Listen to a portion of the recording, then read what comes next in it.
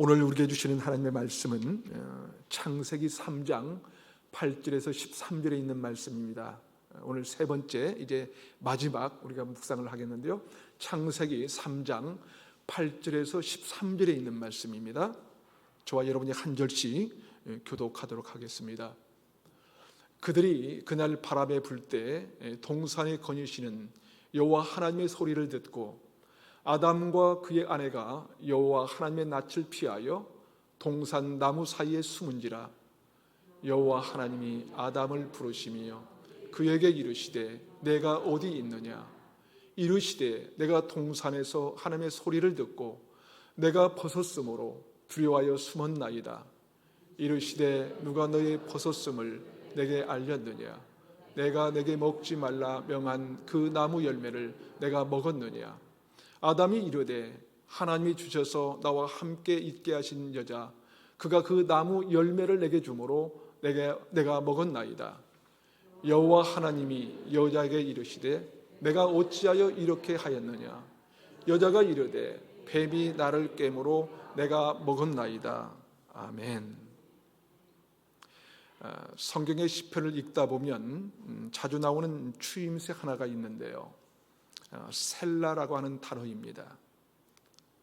이 셀라라고 하는 단어에는 중요한 의미가 담겨져 있는데요, 학자들의 연구에 의하면 셀라라고 하는 단어는 멈춰서서 듣는다라고 하는 이 단어와 연결되어 있다는 거예요. 그러니까 세상살이에서 잠시 멈춰서서 그분의 음성을 들어보려고 하는 것입니다. 다시 말해서 이 셀라라는 단어는 멈춰서서 하나님의 음성을 깊이 묵상한다는 뜻이라는 것이죠. 오늘 또 우리가 하나님의 말씀을 함께 읽었는데요, 잠시 멈춰서서 하나님의 음성의 귀를 기울이고 그분의 말씀을 깊이 묵상해보는 그런 시간 되시기를 바랍니다. 사랑하는 여러분, 우리가 예수 그리스도를 믿고 믿음의 여정을 걸어가는 동안 가장 중요한 것이 있습니다. 가장 중요한 것이 있는데요, 그것은 바로 하나님의 음성을 듣는 것입니다. 더욱이 인생 가운데 바람이 불 때마다 하나님의 숨결을 경험하면서 하나님의 질문에 답해 보는 것입니다. 어떤 질문입니까? 네가 어디 있느냐? 네가 어디 있느냐라고 하는 질문이죠. 여러분, 하나님은 아담이 어디 있는지 몰라서 네가 어디 있냐고 물어보신 것이 아닙니다. 그렇다면 주님은 왜 네가 어디 있냐고 물어보신 것일까요? 그것은 네가 머물고 있어야 하는 곳이 어디이며 지금 있는 곳이 어떤 곳인지 알고 있는가 하는 질문인 거예요. 그리고 내가 지금 하고 있는 말이 바르게 하는 말인지 맞는 말인지 그것을 살펴보라는 것입니다. 저와 여러분에게 내 자신이 어디 있는지, 너의 현주소가 무엇인지 자신을 돌아보라고 물으시는 하나님의 질문인 것이죠. 그런데 우리 믿는 사람들은요, 자신을 돌아본다고 말할 때 반드시 하나님 앞에서 자신을 돌아봐야 합니다. 나 혼자서 자신을 돌아보는 것이 아니라 예수 믿는 사람들은 하나님 앞에서 자신을 돌아보는 것입니다. 왜냐하면 인간은 누구도 하나님 없이 스스로 자기 자신을 들여다볼 수 있는 사람이 없거든요. 도스토옙스키가 쓴 이 악령이라는 이 소설에 보면 이런 말이 나와 있습니다. 만약 하나님이 없다면 인간은 어떤 짓인지 할 수 있다. 만약 우리를 이 불꽃 같은 눈으로 지켜보시는 하나님이 없다면 인간은 어떤 짓이든지 할 수 있다는 거예요. 우리가 하나님 앞에서 나 자신을 들여다봐야 하는 이유가 그것입니다. 우리 스스로가 자신을 잘 들여다볼 수 없기 때문이라는 거예요. 하나님 앞에 나가지 않고 하나님의 말씀 앞에 나를 비춰보지 않고서 우리는 우리 자신을 정확하게 분석해낼 수 없다는 것입니다. 여러분, 하나님의 질문, 그것은 하나님 앞에서 우리가 어떻게 자신을 살펴봐야 하는지를 묻는 질문입니다. 자, 그렇다면 우리에게 질문하시는 이 하나님의 음성을 듣고 우리가 해야 할 일은 무엇일까요? 오늘 본문 창세기 3장 10절을 함께 읽어볼까요? 시작. 이르시되 내가 동산에서 하나님의 소리를 듣고 내가 벗었으므로 두려워하여 숨었나이다. 여러분, 하나님의 음성을 들을 때, 하나님의 숨소리를 경험했을 때 우리 믿음의 사람들이 꼭 해야 할 일이 있어요. 그 일이 뭐냐면 그것은 숨는 자리에서 하나님 앞으로 나오는 것입니다. 숨지 말아야 한다는 것이죠. 사실 하나님 앞에서 숨을 수 있는 존재는 아무도 없습니다. 어느 누구도 하나님 앞에서 숨을 수가 없는 것이죠. 사람들에게는 숨을 수가 있어요. 안 보일 수 있어요. 남들에게는 포장할 수 있습니다. 남들에게는 그럴듯하게 내 자신을 보여줄 수 있어요. 그러나 하나님께는 그렇게 할 수가 없습니다. 그러게 자신을 정확하게 들여다보려면 반드시 하나님 앞에 서야 한다는 것입니다. 그래서 시편 기자는 시편 139편 7절부터 9절에 이렇게 기록합니다. 내가 주의 영을 떠나 어디로 가며 주의 앞에서 어디로 피하리까? 내가 하늘에 올라갈지라도 거기 계시며 수월에 내 자리를 펼지라도 거기 계시니이다. 내가 새벽 날개를 치며 바닥 끝에 가서 거주할지라도 거기서 주의 손이 나를 인도하시며 주의 오른손이 나를 붙들으시리이다. 아멘. 이어지는 시편 139편 11절과 12절에도 이렇게 기록하고 있습니다. 내가 혹시 말하기를 흑암이 반드시 나를 덮고 나를 두른 빛은 밤이 되리라 할지라도 주께서는 흑암이 숨기지 못하며 밤이 낮과 같이 비추이나니 주에게는 흑암과 빛이 같음이니이다. 이 구절을 다른 성경 번역이 이렇게 기록하고 있습니다. 내가 말하기를 어둠이 불현듯 내게 찾아와 나를 비추던 빛이 밤처럼 되어 나를 못 보게 하라 해도 주님 앞에서는 어둠도 어둠이 아니며 밤도 대낮처럼 밝으니 주님 앞에서는 어둠과 빛이 다 똑같습니다. 무슨 말입니까? 우리는 숨기고 싶은데 불현듯 어둠이 찾아와서 아무것도 나를 볼 수 없도록, 아무것도 나를 간파하지 못하도록 만들어냈으면 좋겠다고 말한다고 해도 그것은 불가능하다는 것이죠. 왜냐하면 주님 앞에서는 어둠이 아니기 때문입니다. 주님 앞에서는 어떠한 이 어둠도 가릴 수 없기 때문입니다. 어떠한 밤의 흑암도 대낮처럼 밝아져서 주님께는 흑암이든지 빛이든지 똑같고 밤이든 낮이든 똑같기 때문입니다.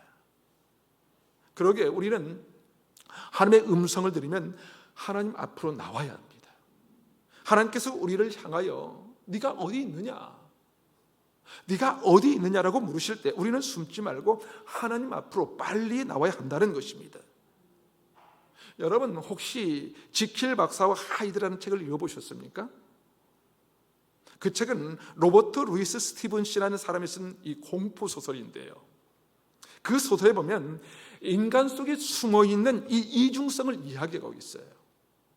다시 말해서 인간의 선과 악 사이의 영원한 투쟁을 탐구하는 내용입니다. 거기에 나오는 지킬 박사는 낮에는 너무 괜찮은 사람이에요. 진짜 선한 사람이고 성품이 참 좋은 사람인 것이지요. 그런데 밤이 되면 그 어떤 사람도 그보다 악할 수 없다는 생각이 들 만큼 지킬 박사는 사라지고 다른 한 사람이 하이드가 되는 거예요. 낮과 달리 밤이 되면 전혀 다른 인간으로 바뀌어버리는 것이죠. 여기서 이 하이드를 영어로는 이 HYDE라고 적습니다. 그런데 여러분 영어 단어 중에 이 HY가 아니라 HIDE, 이 하이드라는 단어가 있어요. 이 단어의 뜻은 숨다, 숨어 있다라는 뜻을 가지고 있는데요. 그래서 숨바꼭질을 영어로 hide and seek라고 하죠. 자, hide 숨고 see 찾고 그것을 숨바꼭질이라고 합니다. 지킬 박사와 하이드라는 이 소설을 쓴 이 스티븐슨이라는 사람이 생각하기를 어쩌면 우리 인간에게는 숨기고 싶은 것이 있다는 거예요.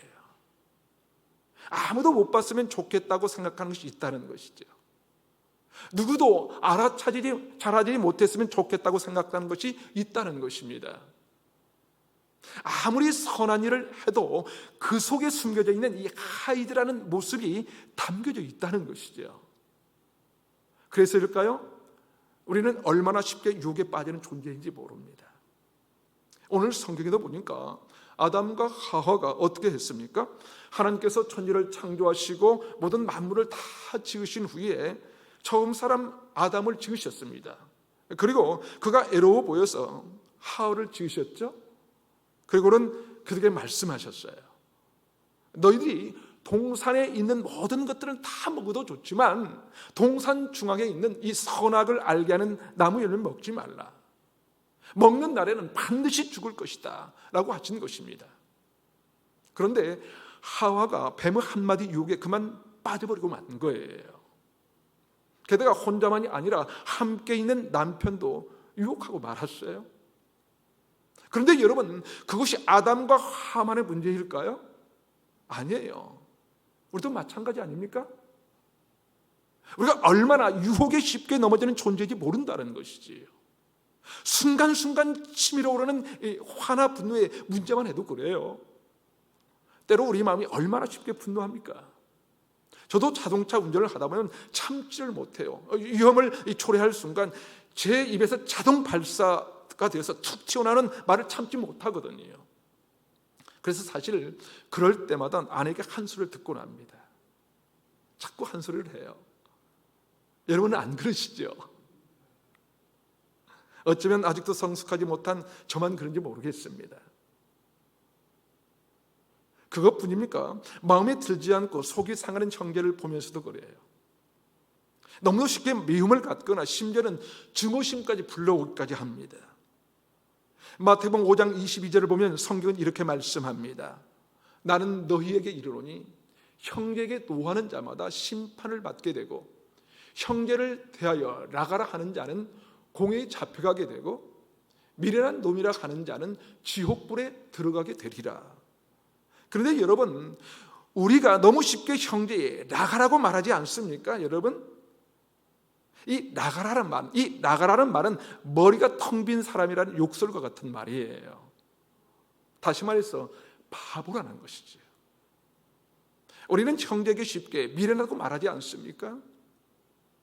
바보라고 쉽게 말하는 때가 있지 않아요? 여러분, 그것이 우리 인간이에요. 요한일서 3장 15절에 보면 이렇게 말씀합니다. 그 형제를 미워하는 자마다 살인하는 자니 살인하는 자마다 영생이 그 속에 거하지 아니하는 것을 너희가 아는 바라. 여러분, 이게 무슨 말이에요? 형제를 미워하는 자는 살인하는 자라는 거예요. 그렇게 쉽게 죄의 유혹에 너무도 연약한 우리 아닙니까? 그런데 그런 우리는 어느 누구도 우리 자기 자신을 건져낼 수 없는 존재라는 거예요. 만약 인간이 스스로 건져낼 수 있었다면 아담은 숨지 않았을 거예요. 숨을 이유가 어디 있겠어요? 그렇죠? 자신이 해결하면 되는 것이죠. 그러나 인간은 그 어느 누구도 죄의 수렁에서 빠져나올 수 있는 능력이 없어요. 그러게 우리는 죄를 범한 후에 숨을 수밖에 없는 존재입니다. 죄의 문제를 아무도 해결할 수 없기 때문이에요. 얼핏 보면 우리는 선한 지킬 박사처럼 살아가려고 애를 쓰지만 누구도 괜찮은 사람이라고 평가를 받지만 그러나 이 지킬 박사보다 훨씬 더 강한 이 하이드라는 이 존재가 시시때때로 튀어나온다는 것입니다. 그 소설에 보면 이런 글이 있습니다. 새 생명의 첫 숨을 내쉬자마자 나는 더 악해져서 10배나 더 못되고 원죄의 종으로 팔려버리는 것은 아닌지 깨닫는다. 오히려 그때가 와인을 마실 때처럼 더 기분이 좋아진다고까지 생각한다. 무슨 말입니까? 착하게 사는 것보다도 악하게 살면서 그것을 즐기는 것이 훨씬 더 좋다고 생각한다는 거예요. 사람들은 누구든지 아니 믿음의 사람이라면 더욱 착하게 살려고 하죠. 정말 새 생명의 숨결을 느끼면서 너무 좋다고 생각하지만 어느 순간 우리는 전혀 다른 인간이 되어버리고 만다는 것이죠. 그렇게 결국 이 문제 해결은 하나님의 음성을 듣고 밖으로 나와야 합니다. 다시 말해서 숨은 자리에서 나와 하나님께 나아가야 한다는 것입니다. 스티븐스는 지킬 박사와 하이드라는 책에서 우리 인간이 선량한 이 사람이라고 할지라도 우리 인간의 내면 속에 어떠한 것이 자리 잡고 있는지를 밝혀내고 싶었습니다. 그 사람을 보면 누가 봐도 선하게 사는 것 같아요. 괜찮은 사람 같아요. 그런데 그 사람 속에 얼마나 악한 것들이 도사리고 있는지를 드러내기 위하여 지킬 박사와 이 하이드라는 책을 썼다는 것이죠. 사악한 성품을 가진 인간 지킬 박사는 그렇지 않은 것처럼 살죠. 그러다가 밤이 되면 죄의 유혹을 이기지 못한 이 하이드가 됩니다. 여러분, 우리가 아무리 선량하게 살아도 우리 속에 이 꿈틀거리는 하나님 앞에서 이 교만함이 있습니다. 자신이 좀 선하게 산다고 생각하는 사람들이 그럴 수 있어요. 다른 사람들의 좀 잘못된 모습을 볼 때 저것도 인간이야? 저게 사람이야? 라고 합니다. 아이고, 저렇게 게으르고 노력을 안 해서 뭐가 될 수 있겠어? 라고 하죠. 우리 인간 대부분 그렇게 생각한다는 것이죠. 자기가 잘할수록, 선하게 살수록 더 그럴 수 있다는 것입니다. 그래서 하나님 끊임없이 그런 우리에게 말씀합니다. 네가 어디 있느냐? 네가 어디 있느냐? 네가 지금 어떤 생각에 빠져 있지? 물으시는 것입니다. 여러분, 우리는 순식간에 지킬에서 하이드로 바뀔 수 있는 존재입니다. 아닌 것처럼 말하지만 나도 모르게 순식간에 바뀔 수 있다는 거예요. 아무리 선한 행실을 한다고 해도 오히려 그 선한 행실 때문에 우리는 남들을 더 쉽게 비판합니다. 남들을 쉽게 무시합니다. 그 사람의 가치를 존중하지 못해요. 그런 우리는 결코 우리 자신을 구원할 수 없는 것입니다. 그러게 하나님의 숨소리를 듣고 하나님의 음성을 들으면 주님 앞으로 나와야 합니다. 숨어 있지 말고 나와야 하는 것입니다. 결국 그분께 나와야 해결이 된다는 거예요. 여러분, 사탄이 제일 좋아하는 것이 뭔지 아세요? 그것은요, 안 나오는 거예요. 숨어 있는 것입니다. 사탄은 이렇게 조롱합니다. 야, 너 그래도 남들보다 잘 살고 있는데 뭘 하나님 앞에 나가? 너 그 정도 살면 남들보다 잘 살고 있는 거야. 그러면 된 거야. 그러나 여러분, 우리가 하나님 앞에 안 나가면 안 되는 거예요. 이 사실을 아는 사람이 믿음의 여정을 걸어가는 사람인 것이죠. 우리가 나오기를 기다리시는 주님의 계시다는 사실을 아는 것입니다. 그래서 우리는 이런 찬송을 부릅니다. 예수가 우리를 부르는 소리, 그 음성 부드러워. 문 앞에 나와서 사면을 보며 우리를 기다리네. 오라, 오라, 주 예수 앞에 오라. 죄 있는 자들아 이리로 오라. 주 예수 앞에 오라. 그렇습니다, 여러분. 우리를 부르시는 주님 앞에 나가지 않고는 어느 누구도 자기 자신을 정확하게 들여다볼 수 없다는 것입니다. 그러게 인생의 바람 앞에서 하나님의 숨결, 하나님의 음성을 들으셨습니까? 여러분, 숨을 숨지 마시고 우리를 기다리시는 주님 앞으로 즉시 나가십시오. 자, 그렇다면 우리 믿음의 사람들이 하나님의 음성을 듣고 하나님의 앞에 나와서 꼭 해야 하는 것은 무엇일까요? 그것이 12절과 13절에 보면 나와 있는데요. 함께 읽어볼까요? 시작. 아담이 이르되 하나님이 주셔서 나와 함께 있게 하신 여자, 그가 그 나무 열매를 내게 주므로 내가 먹었나이다. 여호와 하나님이 여자에게 이르시되 내가 어찌하여 이렇게 하였느냐? 여자가 이르되 뱀이 나를 꿰므로 내가 먹었나이다. 무슨 말이냐면요, 우리 믿음의 여정을 걸어가는 사람들은요, 하나님 앞에 나가서 꼭 해야 되는 것이 있는데요, 그것은 자신의 죄를 고백하는 것입니다. 자신의 죄를 고백하는 것. 다시 말해서 하나님, 제가 했습니다 라고 고백하는 거예요. 하나님, 잘못한 사람은 저입니다 라고 말하는 것이지요. 그런데 아담은 뭐라고 합니까? 하나님께서 나에게 주셔서 함께 있게 하신 이 여자가 먹으라고 해서 제가 이렇게 먹었습니다. 아내에게 자신의 죄를 다 전가시키는 거예요. 아니라는 거예요. 나는 아니라는 거예요. 저 여자 때문이라는 것이죠. 더 나가면 그것은 무슨 뜻이에요? 하나님이 나에게 여자를 주셨기 때문이라는 것입니다. 하나님께서 나에게 주셔서 함께 있게 한 그 여자 때문이라는 거예요. 결국 하나님 때문이라는 것이죠. 그런데 여러분, 우리가 꼭 그럴 때가 있지는 않습니까? 문제 앞에서 아담과 하와처럼 하나님 때문에 하는 것은 아닌가 하는 거예요. 하나님이 모든 것을 다스리신다면서요. 하나님께서 저희 가정도 다스리시고 내 사업장도 다스리시잖아요. 우리 가족도, 우리 인생도 다 다스리는 분이 하나님이시다면서요.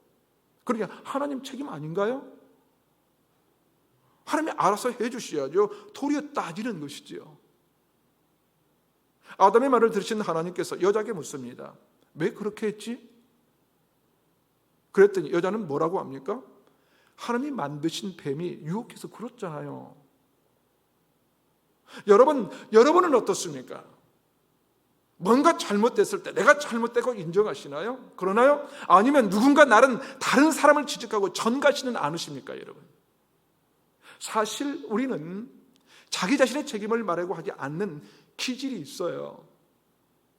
모든 것이 다 내 책임이 아니라 다른 사람 때문인 거예요. 심지어 하나님이 모든 것을 다스리니 하나님 때문이라는 것이지요. 내가 부모님 잘 만나서도 이렇게 살지는 않았을 거라고 얘기합니다. 우리 부모가 사춘기 때 잘 만나줬어도 이렇게 안 됐을 거라는 거예요. 내가 남편 잘 만나서도 이렇게 살지는 않았을 거라고 합니다.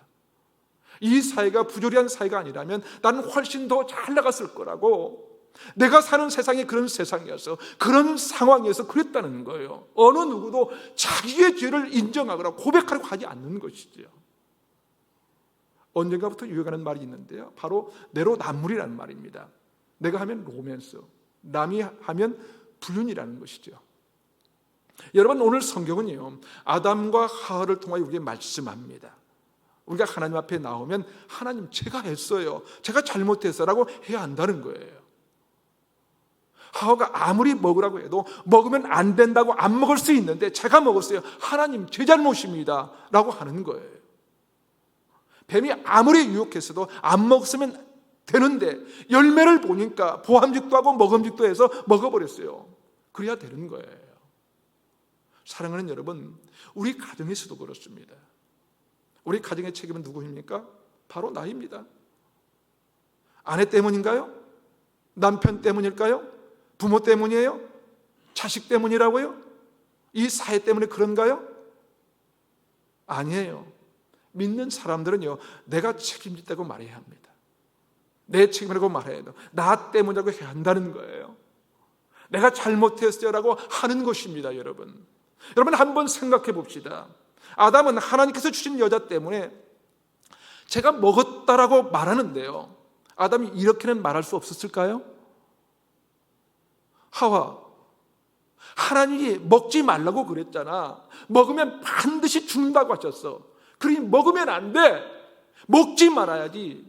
이미 먹어버렸다면 솔직히 고백하고 용서를 빌어 그래야 하지 않았을까요? 뱀의 유혹 때문이라고요? 사회가 그래서 그랬다고요? 아니요. 하와는 그때 뱀에게 말했어야죠. 하나님께서 동산 중앙에 있는 나무 열매는, 각종 나무 열매는 다 먹을 수 있지만 동산 중앙에 있는 선악을 알게 하는 나무 열매는 먹지 말라고 하셨어. 먹으면 정령 죽으라고 말씀하셨거든.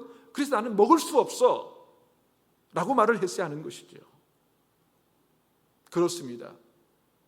여러분, 믿음의 여정을 걸어가는 순례자들에게 정말 가장 중요한 것은 하나님의 말씀입니다. 하나님의 말씀이 내 삶의 결정을 자유하는 가장 큰 힘이라고 생각하느냐 생각하지 않느냐 하는 것이 중요한 것입니다. 그것에 따라서 우리가 걷는 믿음의 여정을 잘 가고 있는 것인지 아닌지를 알 수가 있는 것입니다. 결국 우리 믿음의 그 여정의 나침판은 하나님의 말씀에 의한 것입니다. 그렇습니다. 믿음의 여정을 걸어가는 우리에게는 말씀이라는 이 나침판이 있어야 합니다. 나침판, 말씀이라는 나침판. 서영은이라는 작가가 쓴 노란 화살표 방향으로 걸었다라는 책이 있어요. 40일간에 걸쳐서 산티아고를 이 도보로 순례한 이 순례기를 적은 글입니다. 거기에 보면 노란 화살표만 따라가면 마침내 이 순례의 길, 이 900km 이상 되는 길을 무사히 마칠 수 있다고 합니다. 다시 말해서 순례의 길에서 길을 잃어버리지 않으려면 노란 이 화살표 이 방향으로만 따라가면 된다는 거예요.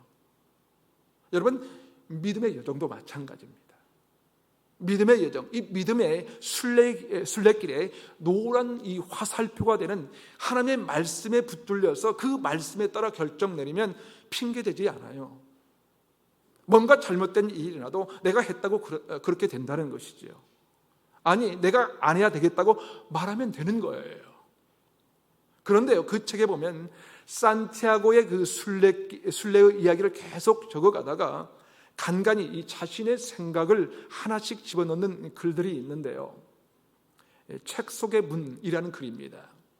거기에 보면 여러 가지 이야기들이 있는데요. 첫 번째는 문 이야기, 두 번째는 침낭 이야기, 세 번째는 말 이야기, 네 번째는 짐 이야기 등등 이런 류의 글들이 나오는 거예요. 그 중에 하나 짐 이야기가 있는데요. 거기에 보면 이런 내용이 있습니다. 사실 긴 여행을 하려면 짐이 가벼워야 하지요. 긴 여행일수록 짐이 많으면 감당하기 어려운 것입니다. 그래서 더 버릴 게 뭐지? 라고 생각할 수 있을 만큼 모든 것을 버리게 된다는 것이죠. 심지어 다 마른 빨래도 쥐어짜가지고 혹시라도 물 한 방울이라도 안 나오나 확인하면서 그럴 정도로 열심히 가볍게 한다는 거예요. 그래서 서영은 씨도 처음에는 이 생필품이나 책도 많이 챙겼는데 필요하다고 생각했던 것들을 하나 둘씩 다 빼냈다는 거예요. 짐을 가볍게 하려고 다 빼냈던 그녀는 글에 이렇게 적고 있습니다. 그런데 나르고를 지날 무렵이었다. 집에서 길을 떠나 걷기까지 줄곧 짐을 벗는다. 가볍게 한다는 것에만 골몰에 왔는데 갑자기 짐을 진다는 것에 대해서 생각이 미치기 시작했다. 짐을 가볍게 하면 물론 걷기는 편하다. 하지만 편안함을 추구하는 것이 나의 여행의 목적이었던가? 인생의 짐은 타인과의 관계에서 빚어지는 것이 태반이다. 짐을 지는 것으로 사랑이 가늠되기도 한다. 만약 아무런 짐도 지지 않았다는 것은 타인에 대하여 의무도 책임도 안 지려는 태도이다. 때문에 무조건 짐을 가볍게 하는 것만이 능사가 아니다. 그것은 목적을 이루기 위한 방편일 뿐 오히려 무거운 짐을 질 수 있는 영과 육의 능력을 키우는 것이 짐을 벗는 것 이상으로 중요한 것이다.